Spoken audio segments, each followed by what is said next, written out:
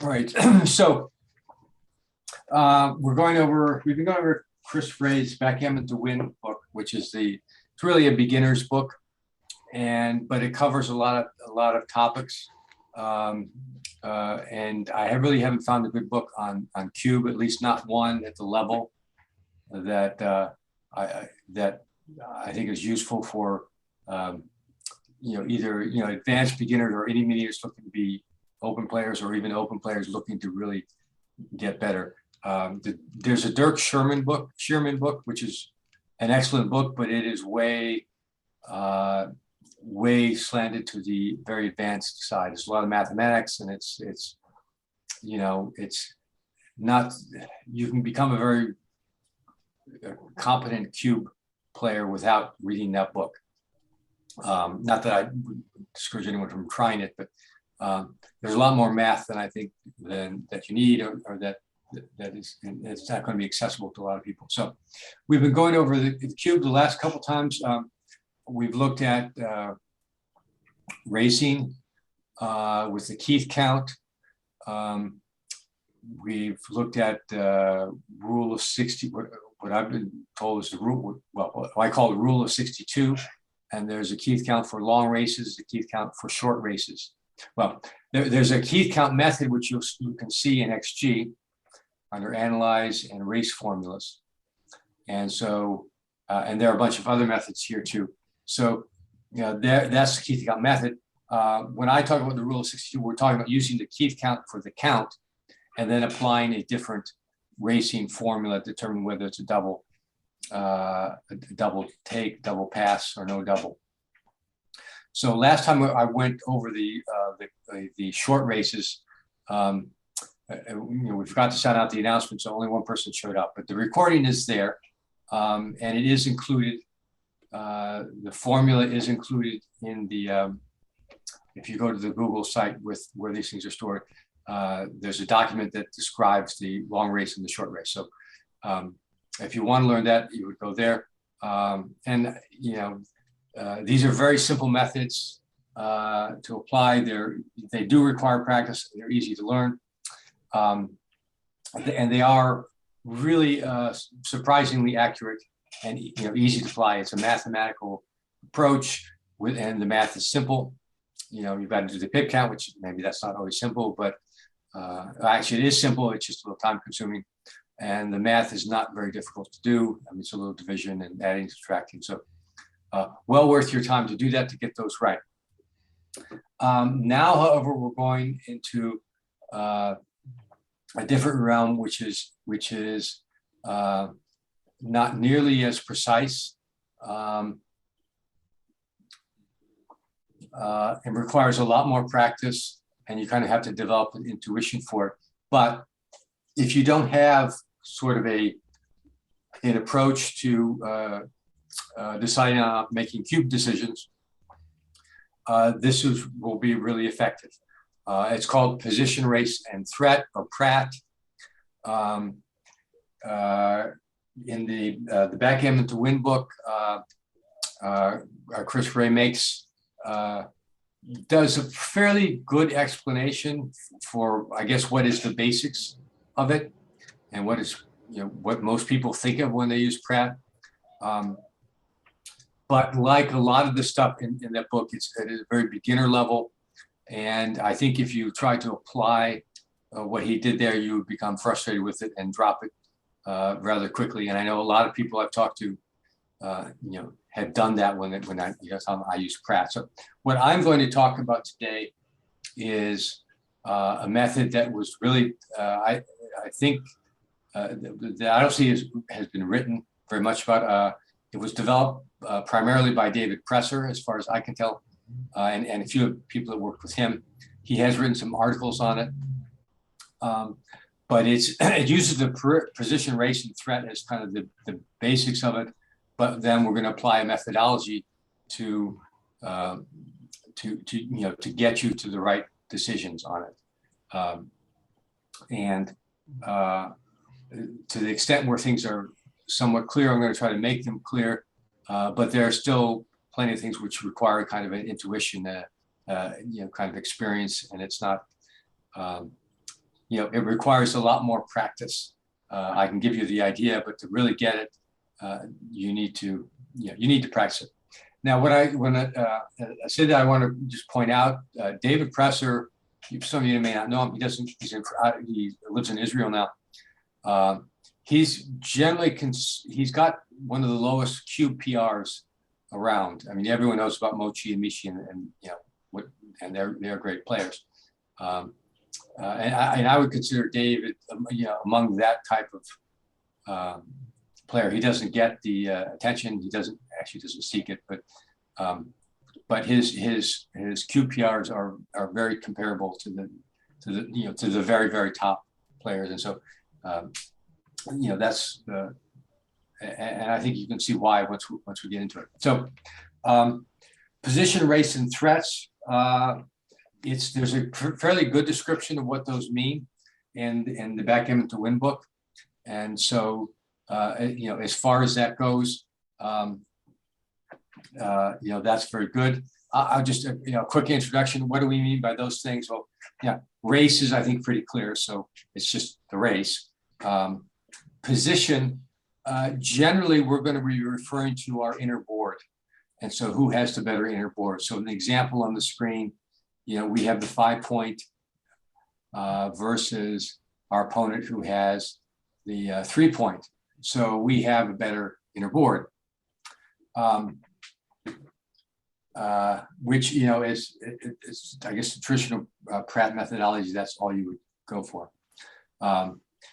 So really position is, how's your inner board compared to your opponents for the most part. Threats. Now that's when we get into things which are less, more intuitional and experiences. By threats, I mean one way of looking at threats is market losers. If you're familiar with the market loser idea, it's that if you made this, if you made one particular move, then your opponent would drop your double. And so the idea is that you want to double before you have the market loser, because you'd like to get, you'd like to double the value of the game, and get 2 points or 4 points for it rather than taking the point, a single point.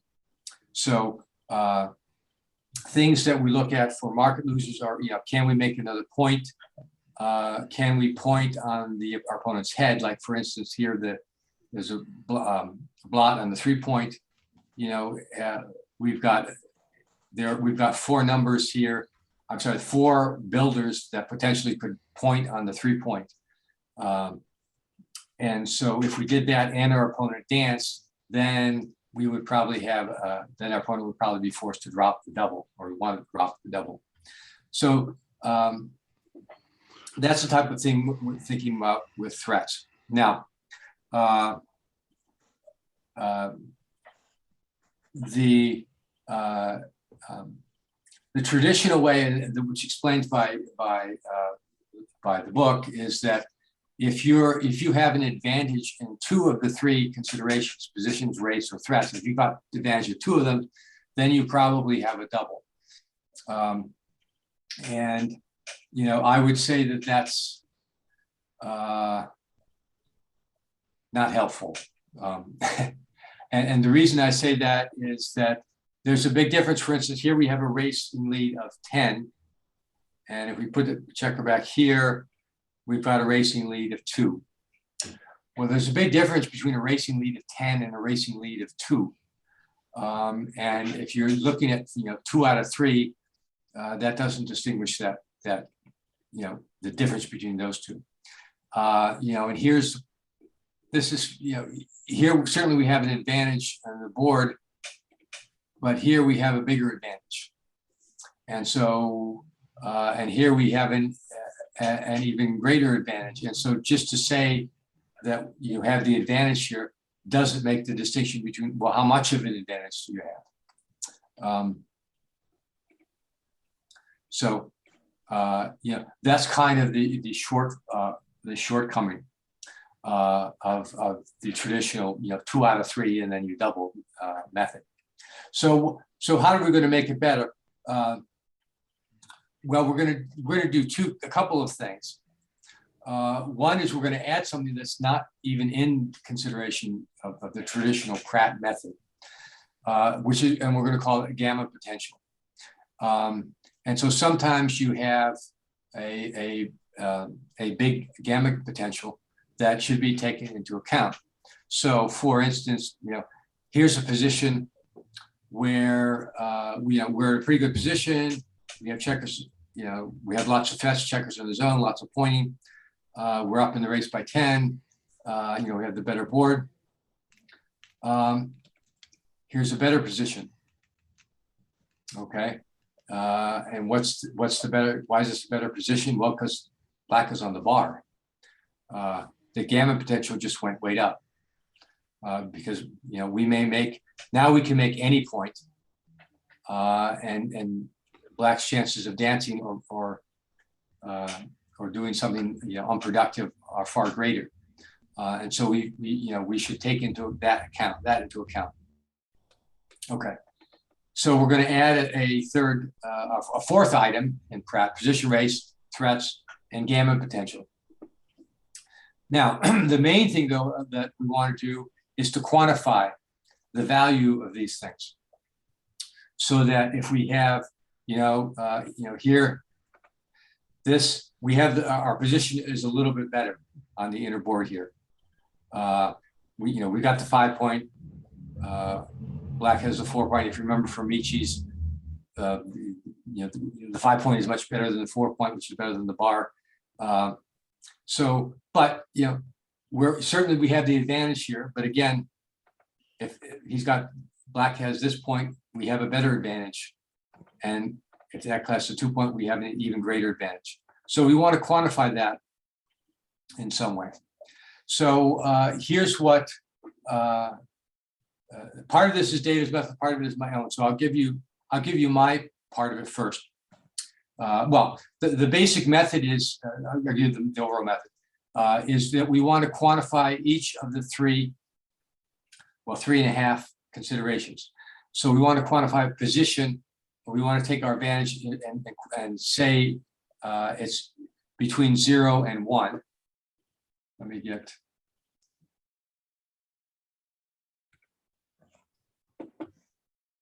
So here we want to look at, we've got the 5 point. Our opponent has the 3 point. And we want to quantify that. And we wanted to call it between 0 and 1. Okay. Now, we'll get into how I actually did this, but I'm going to call this about 1/2 in this example. And I'll get into later about how there's an easy method that I use to do this. Now we're going to look at race.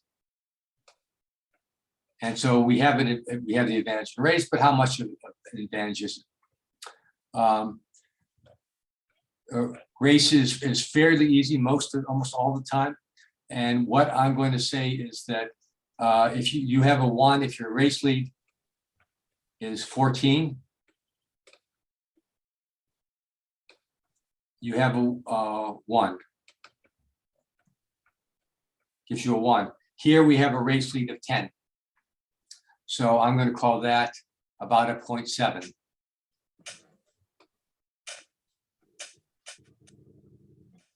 Okay. Threats. So just the overall thing, we're going to quantify each of these conditions, and we're going to get a number. Well, we're going to come up with like a doubling window range, kind of like we did for race. So, and if you're 3 or above, this is a double pass. This is a double take between 2 and 3. And if you're below 2, it's no double. Okay, so that's the methodology. Gary, yeah. If the if your what would you score if your racing lead was much more than 14? Generally, we're going to cap these at 1. Right. So, you know, if you have a bigger race lead, it's still 1. Now, these quantifications are, you know, a bit more subjective, and the race lead is not really subjective, but you know, it's not like when we're talking about the Keith count and racing methods where it's strictly mathematical, where you put in the math and turn out the answer. So there's a more subjectivity to here. And also, you know, for instance, you know, when you talk about big racing, sometimes when you have a big race lead, it's because, you know, maybe you've made the ace point and you've gotten double 5s or something like that, or maybe even you've got 3 on the ace point, and so that you have a big racing lead. That's not always an advantage. You know, that doesn't necessarily give you more of an advantage, because you know the 2 checkers on the ace point, or 3 if there's 3, you know, are kind of out of out of the game unless your opponent's on the bar. So for all of these, we're gonna stop at, you know, the max. We're gonna say the maximum you get is 1. Now that may carry over into threats. So because threats are we can't really quantify the threats. You sort of have to, and it's not even useful to qualify it. In fact, you have to kind of get a feel for them, an intuition for them. And to a certain extent, you can count them. For instance, you know, some of you know O'Hagan's law. O'Hagan's law says that basically, if you have 9 or more market losing rolls, then you should double now. And the idea, so what does that mean? Well, for instance, if we're on a roll here and we point on the 3, you know, and followed by the opponent dancing, you know, what kind of market, how many market losers are there going to be? Well, here, you know, 2-3 is 1, 5-2, 6-2 is 1. So that's you know, that's 6. 5-3 and 6-3. There's 4 more. That's 10. You've got double 5s, double 6s. So that's 12. So, you know, from that, you know, from that theory alone, you know, that's how many market losers you have. So but what I found is that you know, it's not necessarily to count those, but to get a feel for, you know, what might be a market loser here.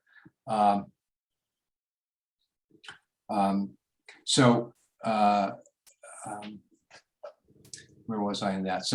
But it's still, it's between, you know, 0 and 1 is what we do this. Okay, so now for threats, I'm going to call this a 1 for threats, because we've got all those market losers. I just gave you 12 of them. You might even consider, you know, 6-5 is kind of a market loser, because you know, it runs the back checker out. That's the only liability really in this position.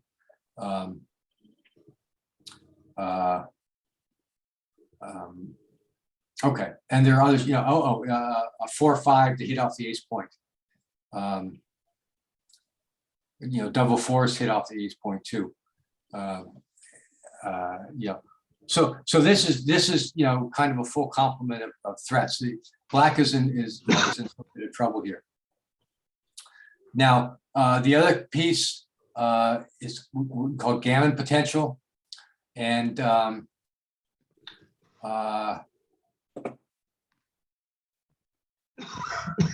that's sort of subject to, but when you have opponents with blots in the outfield, there's one out here, and the infield under attack, then you've got a gammon potential.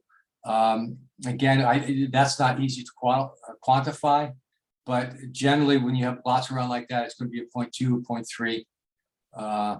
If there are not very many, it's 0.1. If black had an anchor, we would probably count it as 0. So I'm going to say this is a 0.2.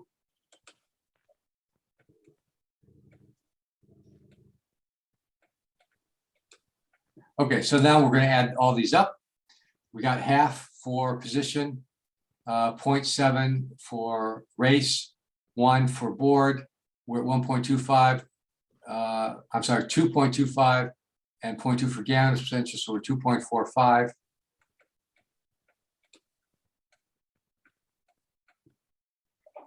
And that should be, according to this, 3 or higher is a double a pass, 2 to 3 is double and a take, and below 2 is no double. So this should be a double and a take, which it is.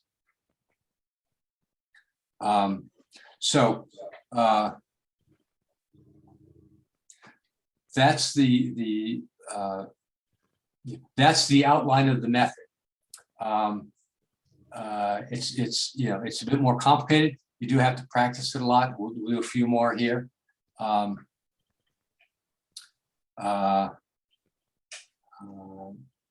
let's do. Well, okay. I wanted to get back and say, okay, how did I, for position, how did I come up with a half? And so let me do that for a second. Get rid of this. Well, you see, we're back to pencil and paper. Yeah. Oops. What's the boundary between no double and double take? Is it 2?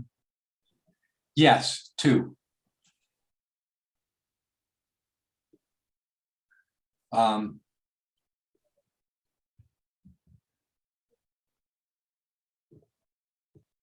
So well, maybe I'll do that first, just to show you.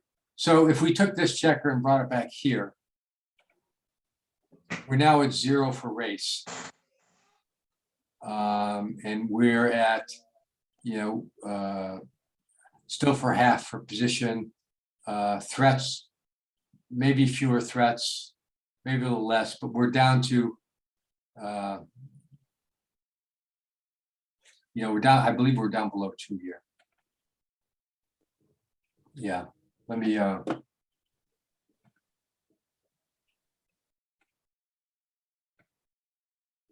let's just keep those the same.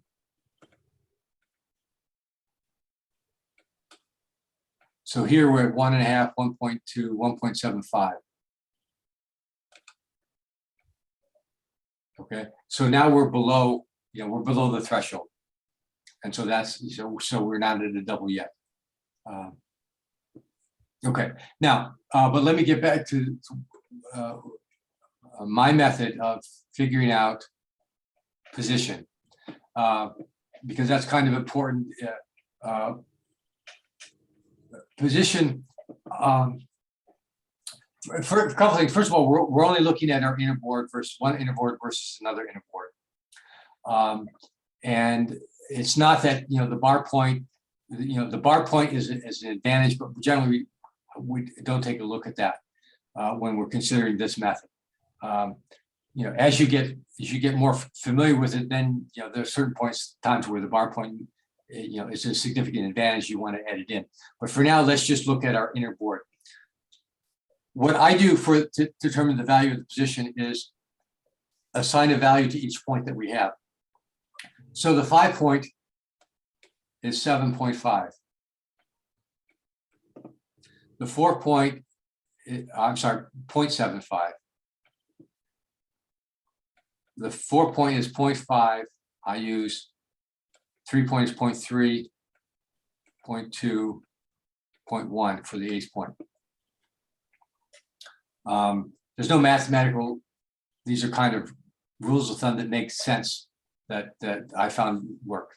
And so what I'm going to do is, okay, we have the 5 point on our side. So we got a 0.75 advantage just for that. But black has the 3 point. So we need to subtract that, the value of that from our position, from our positional advantage. So 0.75 minus 0.3 is 0.45. So that, and so I rounded that to like a half. We can be, we can, by using these formulas, we can get overly precise. So, I say a 14-point race lead is 1, and 10/14 is, I don't know what that is, but 0.7 something, but 0.7 is good enough for this. This difference in board is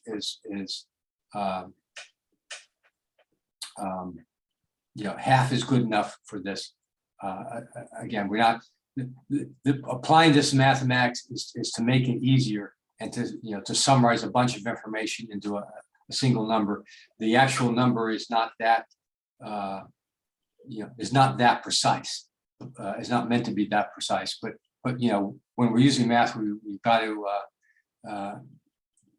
we've got to draw a line somewhere. So that's the method that I would use. So let's do erase some of this stuff.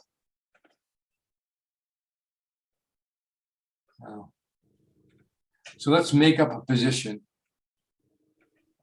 and let's see how we've got. So let's bring it back here so we have a better race lead. Let's change the position a little bit.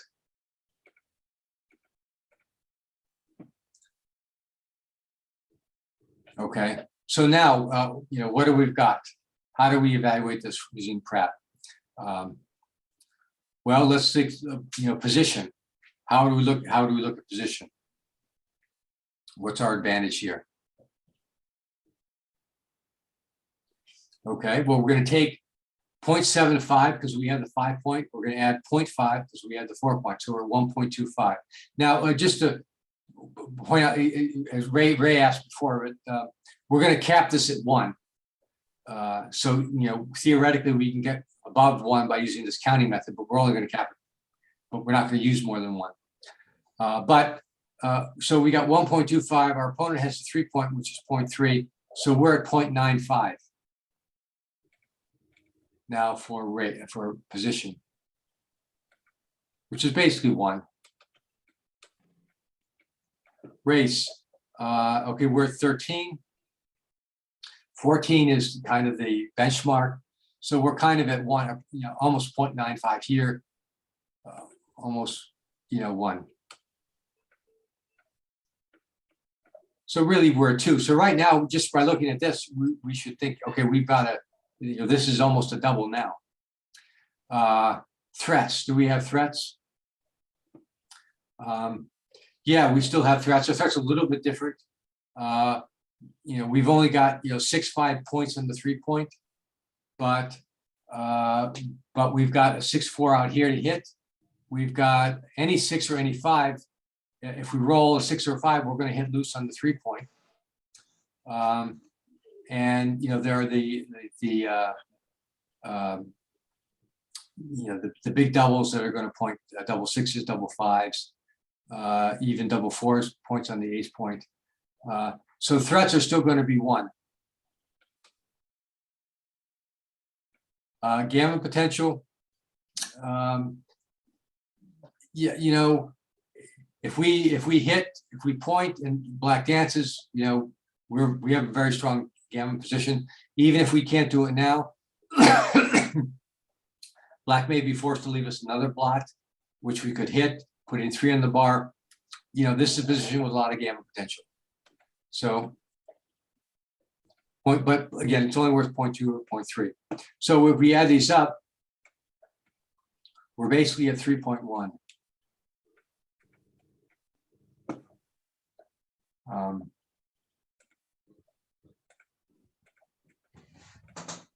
So what is that? So an easy double then. Sorry? An easy double. Easy double, yes, but is it a take? No, because it's more than 3. Right, it's a pass. If you're on the other side, if you're black, you want to pass this.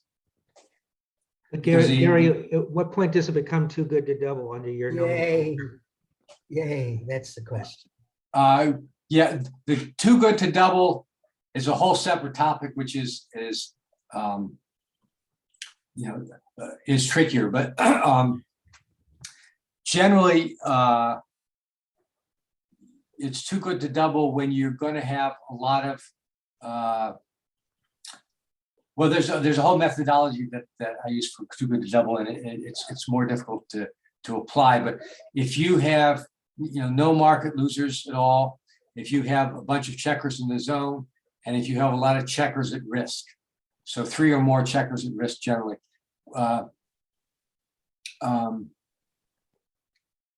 So this is, I would say if you had, and so this is, close. What's missing here? Let's change this around a little bit.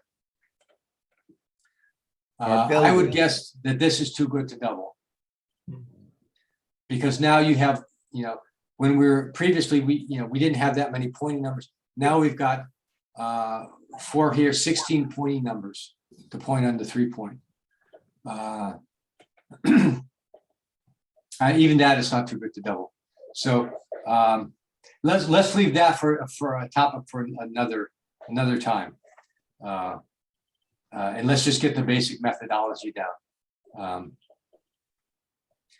Yeah, and I know I've made this a frequent error that I make is you don't double, and then you double, and it turns out that was too good to double.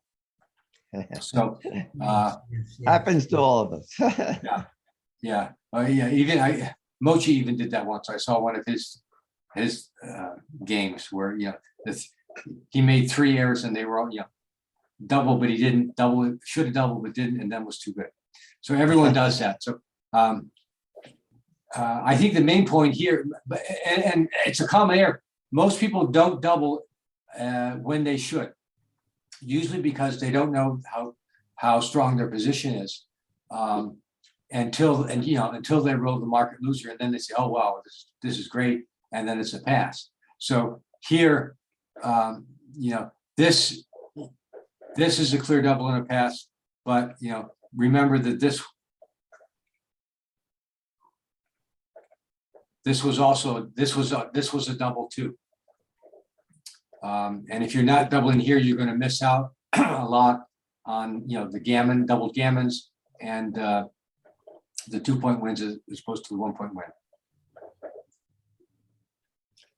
Okay, so that's the basic methodology. I'm going to spend a couple more lessons going over it, because this is the introduction to it, and there are a whole lot of positions that are kind of unique, but you can apply PRAT to, and so we'll do that. I'll also, something else that matters quite a lot is the score if you're playing a match.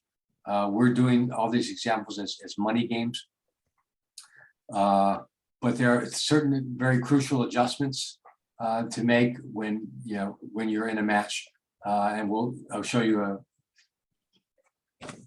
I would call it a fairly simple way to do those adjustments. But let's save that to a later time. So next time we'll go over more examples of this, and then look at match game situations for that. Okay, any questions? Actually, does anyone want to do what? We can do one more if you want. Why don't we do that just to? You said David Presser had written this somewhere. Can you tell me where? Well, he's written some articles. Where can I find those? I'm not sure. I have some of them. I can put them up to onto the Google Drive site. The ones that I have. That's about all I can say, other than doing a search on him, on his name. Yeah. So let me pull up another one.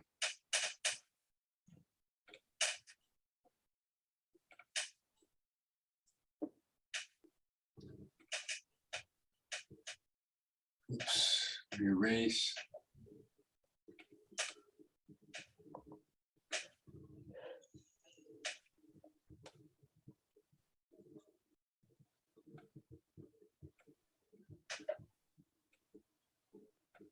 Okay, so what do we think? Let's go through the methodology.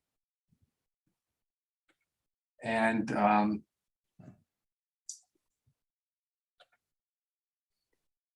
what do we think on this one?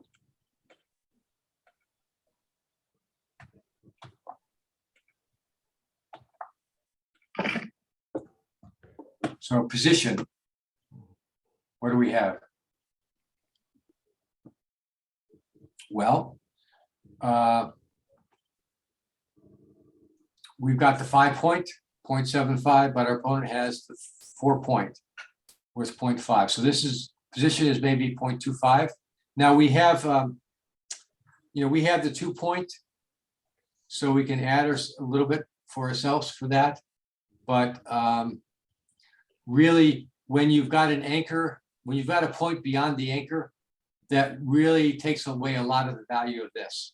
The value of your point past the anchor is a lot less than it is before. So, but maybe we'll give it something, maybe 0.1. So we've got 0.75 minus 0.5 is 0.25. So maybe 0.3.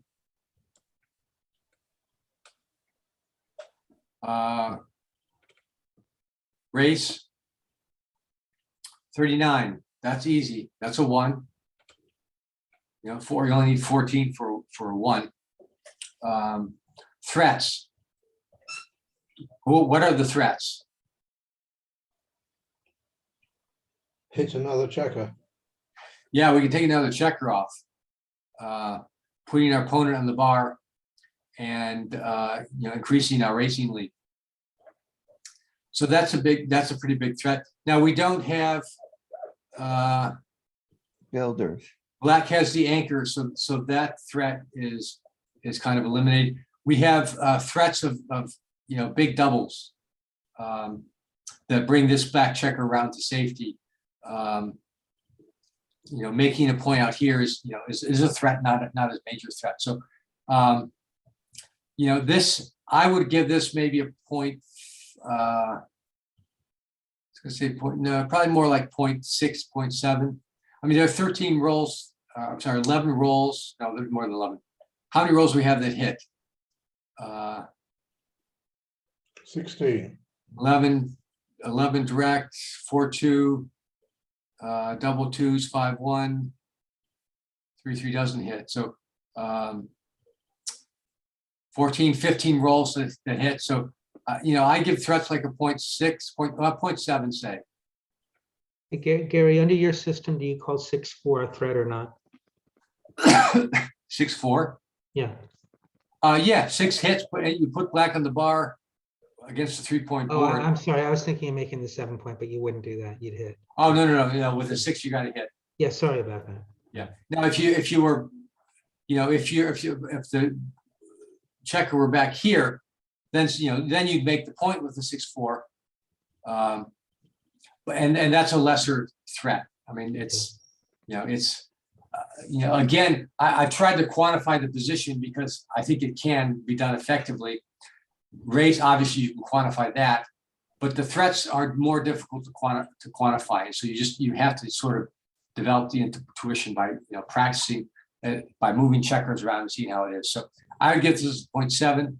So we're at 1. We're at 2. Gammon potential.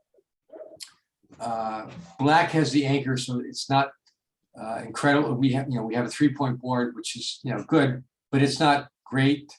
So I would generally give this a 0.1 maybe.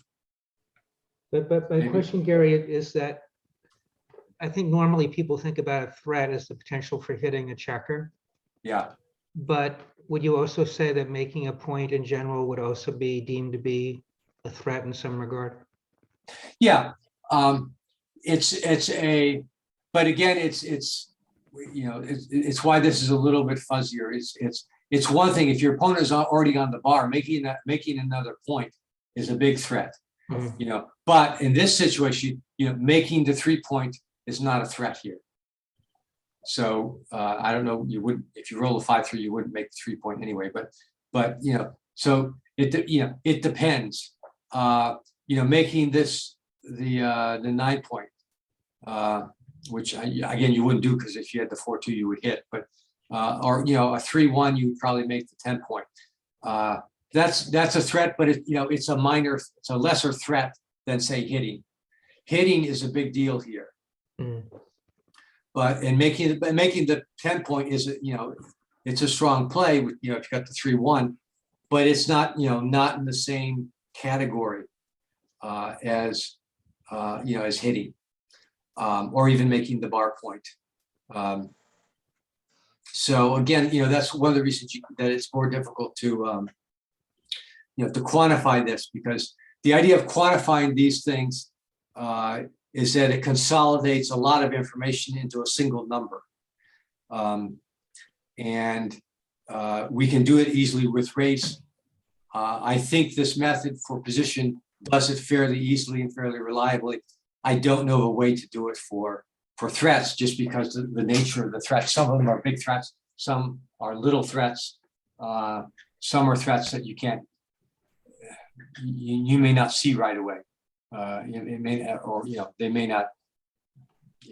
Anyway, they're lesser threats. So anyway, back with this example, we give it 0.3 for position, 1 for race, 0.7 for threats, 0.1 for gamma potential.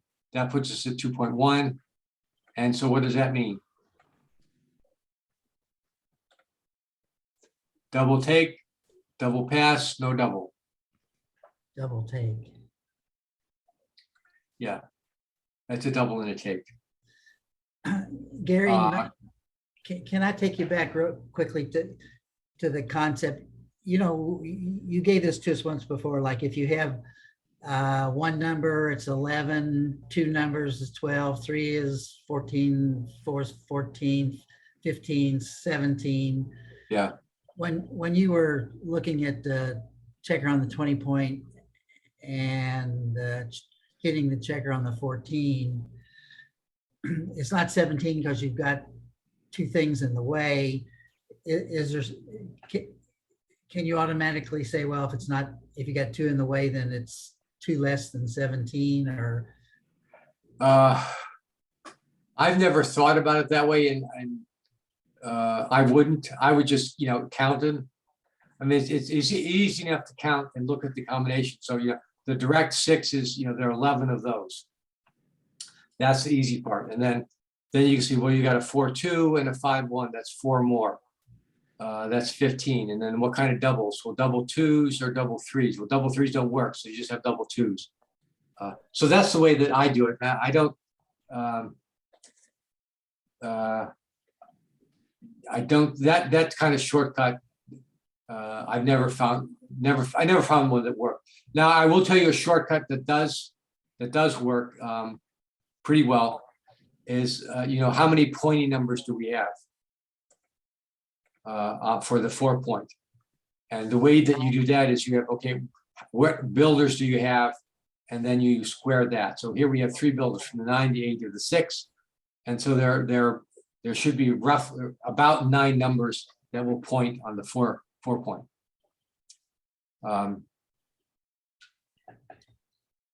So, you know, that's a good, but you know, you don't, you know, it's hard to, yeah, that just sort of gives you a general idea of, you know, how strong your position is there. And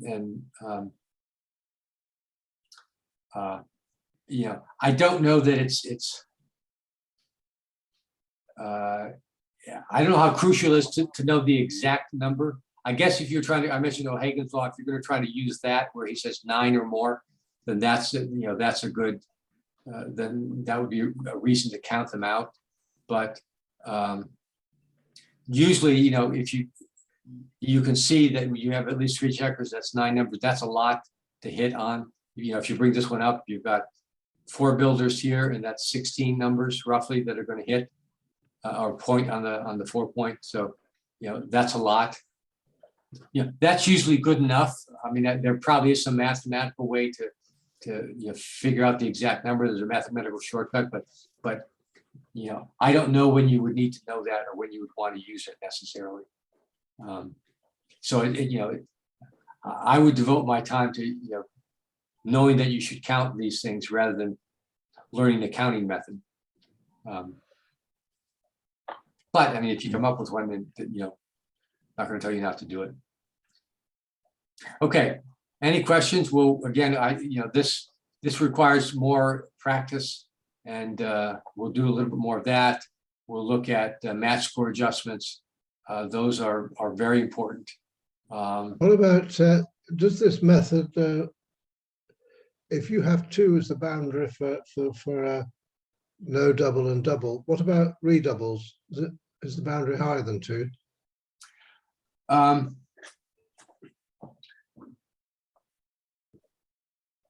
Yeah, I haven't really thought about that in terms of money games, but I don't think so. I guess just as a matter of principle, I know for races there's a more stringent, you have a narrower window. So I guess I would probably edge it a little bit higher for that reason. I haven't thought that much. I haven't really looked at it that much, but I suspect that's probably the case, that you would be a little more cautious with the redouble. I haven't tried to quantify that. I generally play more match play, and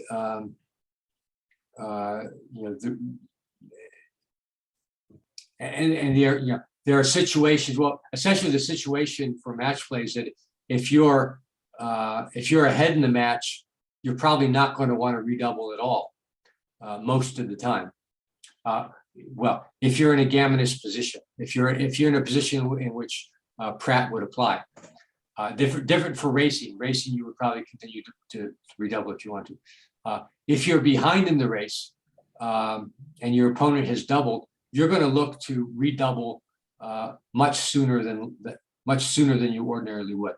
As a practical matter, if you get the advantage, you're probably going to want to redouble again because you're trying to catch up in the race. Now your opponent, by doubling, is giving you a chance to, magnify the amount of your advantage. So, but again, we'll get into more of that with match score situations. Okay. Any more questions? If not, I'll stop the recording, and we'll get on to the Chouette. Okay.